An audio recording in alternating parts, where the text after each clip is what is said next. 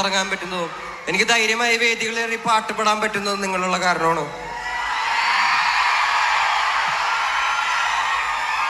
എനിക്ക് വാക്കുകൾ കൊണ്ട് എനിക്കൊരു കവിത എഴുതിയാൽ പോലും തീരാത്തത്ര നന്ദിയുണ്ട് നിങ്ങളോട്. ഞാൻ ഇനിയും വരും നിങ്ങളുടെ മുന്നിൽ. അടുത്ത പ്രാവശ്യം കാണാൻ പറ്റില്ല. പോയിട്ട് വരാം. അപ്പോൾ